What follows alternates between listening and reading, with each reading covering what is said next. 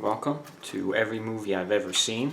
This is a special Rummaging through April edition, where throughout the month of April, I'm going to be reviewing movies that I found at rummage sales. Now, today there's something a little different. I found this at a rummage sale.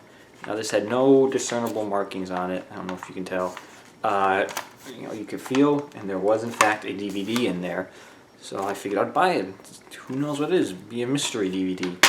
And I open it up, and I find, drumroll, Weeds, written in Sharpie on a DVD-R. Now, I figured it was most likely Weeds, the TV show that I have not seen. I figured maybe there's a movie called Weeds. Maybe this is a home video about gardening.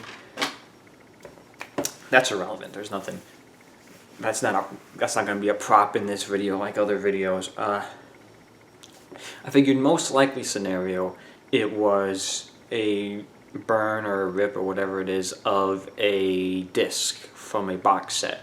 So like you have season 2 and they release a box set, it'll be 5 discs and there'll be 4 episodes in a disc. So I figured this was going to be like season 2 episodes 4, 5, and 6, right? And that is not what it was. I did not expect this. I was honestly surprised on what it was, and it kind of took me off guard for a second because it was weird. This is season 3 of Weeds, and just like the entirety of season 3, every single episode in season 3 is on this one disc. Which first thing that tells you is that a box set of a DVD is such a box set of a TV show is such a scam. Because like I mentioned, they have 5 DVDs and they put a couple episodes on each DVD. And they just do that to make you spend more money. You know, more DVDs, the more expensive the box set's going to be. They could totally put every single episode on one DVD because this person did. And it's not even like a professional or anything. It's just a DVD-R. You buy a 20-pack of those at Walmart for $5. So it's just a huge scam. So now when I thought it was just going to be a couple episodes, I figured like, okay, I'll watch every episode on the disc. It'll be like 3 episodes. It won't be that long. It'll be, you know, if the episodes are 40 minutes, it's what, 120 minutes? That's movie length. No big deal. But I was like, of course it's not a couple episodes, it's a whole freaking season, and I'm thinking there's no way I'm going to watch a whole season of a TV show for this, and it's only season 3. So at first I thought maybe I'll just watch a random episode, watch episode 8 or something, because you know that's nice and random. But then I figured I watched the first episode of season 3 and the last episode of season 3. So season 3 episode 1, which is titled something I don't remember, and then season 3 episode 15, which is Go. I believe it's titled, and I really hope that someone who has seen every episode of Weeds is going to watch this, because this is a very interesting perspective I'm about to give. And I would love it if somebody did this for Lost. I think watching season 4 of Lost, whoa, did not mean to do that. Watching season 4, episode 1, and then the finale of Lost would be crazy. Season 4 is... Oh, no, maybe not season 4. I think season 5 would be crazy. But anyway. So. Season 3, episode 1. I'll start with that. I'll just describe these to the best of my ability. Season 3, episode 1.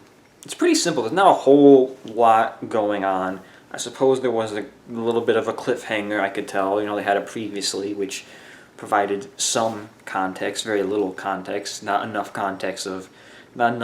of 2 seasons. It wasn't 2 seasons worth of context. Because again, to clarify, I've not seen a single episode of Weeds besides these 2 that I'm talking about. I haven't seen anything season 1 or season 2. So I have no idea what's going on or who these people are. But it was pretty simple and kind of straightforward, so you could follow it. You like understood the general idea of what was going on. And I knew that basic premise of Weeds was like people growing marijuana. That's pretty much all I knew. I didn't even know it was Showtime. So there you go. Also, I don't know how like legal this is. I mean, I paid $1 for that. Does that dollar go to Showtime somehow? I mean, I can only assume that the person who burnt that or ripped it or whatever paid for it, and they just wanted to have a backup in case something happened. So I'm sure they paid for it because you gotta assume the best in people. So everything's legal here. Don't sue me, Showtime. But anyway, I didn't even know it was on Showtime. So that's a surprise. It's like this and Shameless are those shows that are on Showtime, but you don't watch because you don't have Showtime. And honestly, who has Showtime? I did have Showtime a little bit because I had like Spotify, Hulu, Showtime. That was a bundle that I got, but I don't have that bundle anymore. Although I think I get Hulu and Spotify as a bundle now, so maybe they just dropped the Showtime because who cares about that?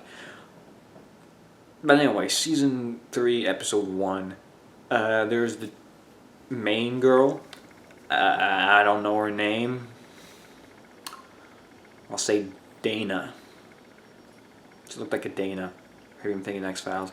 But anyway, I guess she's making marijuana. She's got like a business partner, Trevor. I'll say Trevor. That sounds good. And apparently they're being held hostage at gunpoint by 2 rival gangs. One's like Albanian or something, or some foreign thing. And one of the henchmen looks familiar. I think one of the henchmen was in Cobra Kai. That could possibly be it. So maybe they're Italian because he plays Italian. The henchman in this is Daniel LaRusso's cousin. I think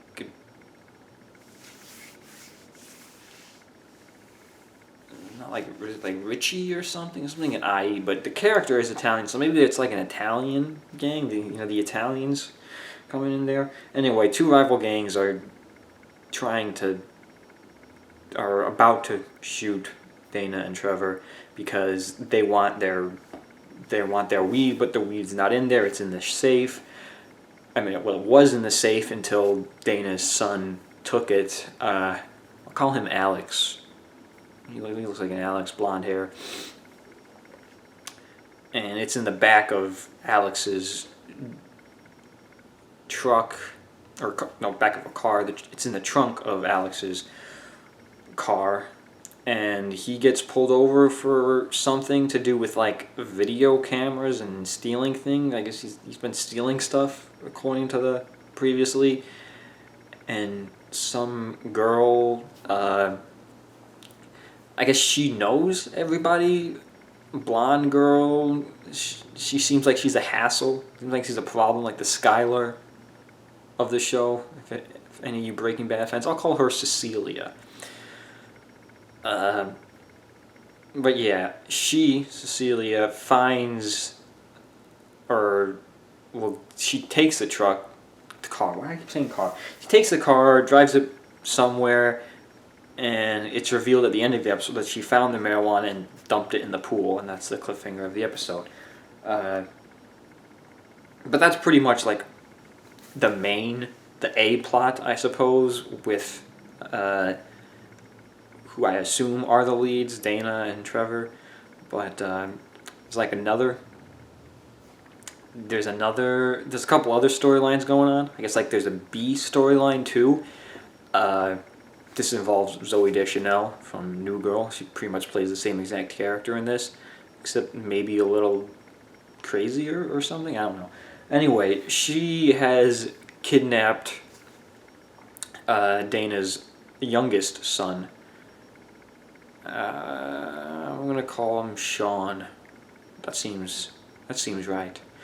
And Sean is played by the kid who voiced Nemo in Finding Nemo. I recognized that name somehow, like Alexander Gould. I don't know how I pulled that out, but I knew that. And she's like kidnapped him or something, and she's wanted, some criminal of some sorts, and bounty hunter guy is looking for Zoe Deschanel, and bounty hunter guy is teamed up with a person. I believe this person is Dana's brother, because he does refer to Sean as his nephew. So I'm gonna call the uncle brother person, call him Nick. Get a little reference to New Girl in there, but that seems right. Nick seems like a Nick. Yeah, so the Nick and the bounty hunter are teaming up because obviously the bounty hunter wants to find Zoe Deschanel, and Nick wants to find his kidnapped nephew. And eventually, or actually pretty early on, Zoe Deschanel just ditches Shane to sneak across the border, and Shane just kind of goes off by himself. He's probably weird in the show. He's probably a weird kid. He's probably got quirks, you know. So right, and yeah, he starts driving the van by himself, Shane, and he just ditches it, and we don't know where he went. You know, that's the thing. I guess he put an Amber Alert, and Nick put an Amber Alert on Shane, and then yeah, and then there's like a C plot that involves two other dudes. They're just generic dudes, white, middle-aged white dudes. I'm gonna say Bruce and Kyle. One looked vaguely familiar. I feel like I've seen him in something else before, but I didn't care enough to find out.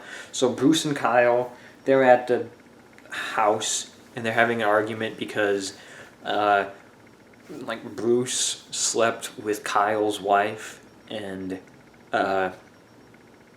Kyle told Bruce's wife about that, and Bruce's wife is like weird. She doesn't like have sex or anything, but they have 4 kids apparently.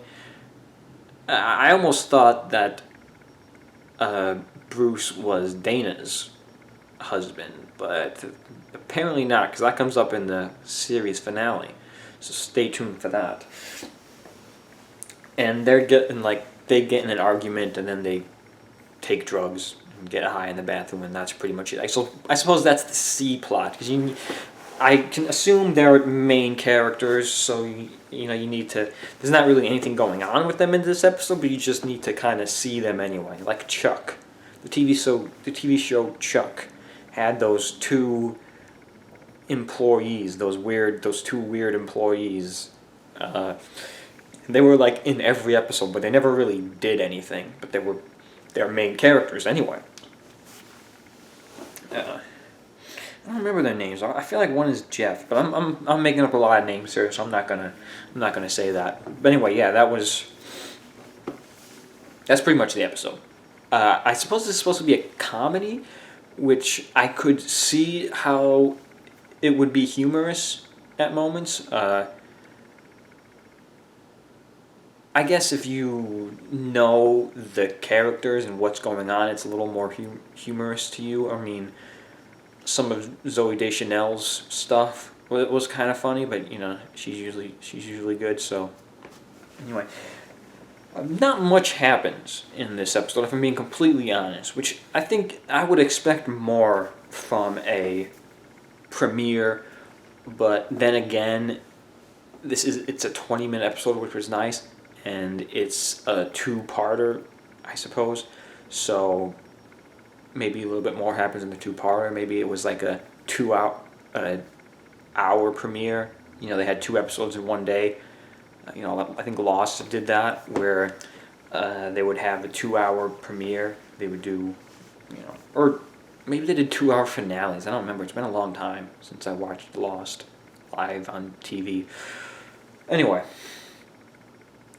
The finale, episode 15, which is titled Go, there is a lot going on in this episode, and you just wonder, like, what happened to these characters in just one short season, which there's not a lot of, like, running time. If this is 20-minute episodes, I only missed 13 episodes. 13 times 20 is a number, and that's only however long I missed, so I feel like I couldn't have missed that much, but shit, there's a lot going on here. I wonder, maybe this show moves quickly. That could be possible. But the place where they live is just, the shit's just on fire. It's burning down. I mean, this is my first hint at that this takes place in California, because California is usually in a permanent state of being on fire. So this is most likely takes place in California. But isn't weed legal in California? I don't know. But again, this is an old show, so maybe this took place before weed was legal in California. But anyway, so yeah, everything's like on fire, and they're just trying to leave.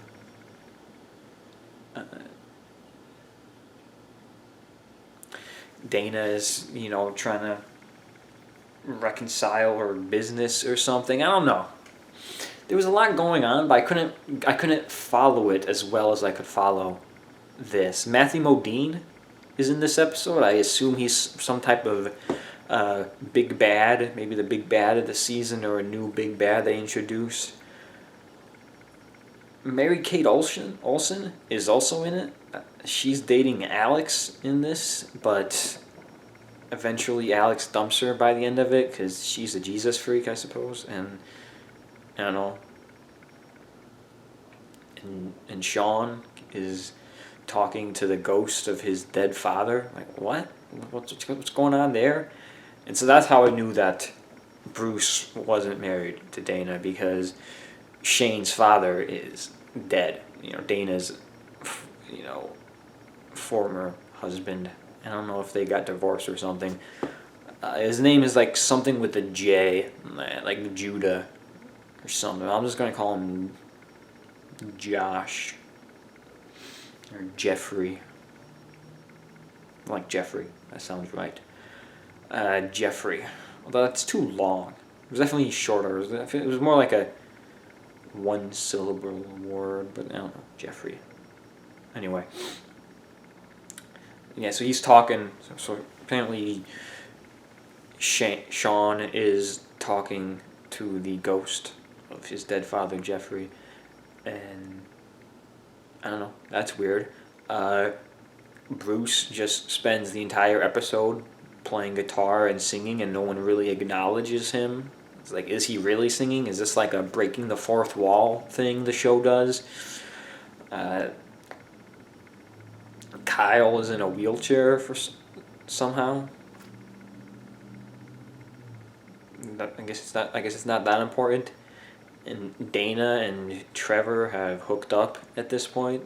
They're like kind of into each other, but also don't interact at all, because they have like one scene and then he doesn't even show up again. He's like barely in this. I don't know. And now that Cecilia woman, she knows about, like, at this point everyone knows about the weed business. I don't know if they knew in the season 3 episode 1 that I watched. I don't think Cecilia, I don't think she knew back then. I kind of got that impression that she didn't know, but it's obvious she knows now, and Dana's brother Nick, he knows as well. And the kids know, at least Alex knows. I mean, well, Alex stole the weeds in episode 1, so he knows. But yeah. But like, yeah, everything's like burning and on fire, and there's a biker gang that doesn't exist anymore, I guess, and like a cartel lit them on fire, and the whole town is burning. It's apocalyptic. Totally makes me want to move to California. And this has like a real air of finality to it. Like, I mean, is this a season finale? Is this the end of the show? I mean, I don't know how long this show went on for, but I wouldn't be surprised if season 3 was the last season and this is how the show ended, because I mean, like, their home is burning down and they're all like, okay, well, we gotta move on now. We'll move on to somewhere else, and that'll be it. And it's just got a tone of ending. I mean, I don't know. Like I said, I wouldn't be surprised if this was the series finale of the show. But yeah, I mean, there wasn't any cliffhangers or anything to this. I mean, besides just the general what happens next, which isn't really a cliffhanger, because then you could say anything has a cliffhanger. You know, you could watch Jaws and say, what happens next? But that's not a cliffhanger. I mean, you're kind of curious what happens after Jaws, but you would never want to find out what happens after Jaws. And you would never want to find out 3 times what happens after Jaws. But, yeah. A lot went down in between throughout season 3, obviously, and the season 3 finale wasn't even as funny, or attempts at funny, as the season 1 finale, the season 1 premiere was. So maybe it's more serious, you know. It's the finale. We got to take things seriously now. You know, we'll make our jokes and do our comedy later on. And if it's ending, I guess that makes sense too. And on like a more bittersweet note. But speaking of endings, I don't have much more to say. I mean, the show seemed fine. I'll probably not watch any more of this. Didn't really grab me. Besides, I mean, having a couple decent guest stars. I mean, Matthew Modine is kind of a big grab. I think it's Showtime. I'm sure Showtime can afford this. Maybe. Possibly. I don't know anything about Showtime. But yeah, I mean, it could have been more in-your-face funny, which I guess it's like a comedy drama.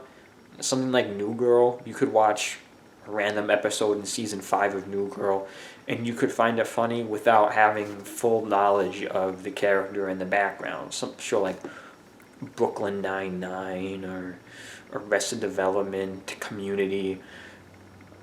But those are more full-fledged comedies. So I guess this is a comedy drama. So that drama side of things, it's probably a crucial balance, you know. I just noticed you can see my hands in the reflection of the monitor behind me. But yeah, I liked that it was 20 minutes. I would not have liked watching 2 40-minute episodes, so that was good. Thank you, Weeds, for only being 20 minutes. Maybe after this I'll watch episode 2 and the penultimate. It'd be weird, like, meet in the middle of watching this show, just season 3. I'll only watch, unless I can find another bootleg copy of the other, at least the first 2 seasons, if they didn't make any more seasons after 3. If I can't find another bootleg copy, which I doubt I would, I probably won't watch it. I mean, who wants to get Showtime? I mean, I like William H. Macy as much as the next guy, but I mean, come on. Yeah. And that's all I've got to say about the TV show Weeds on this episode of Every Movie I've Ever Seen.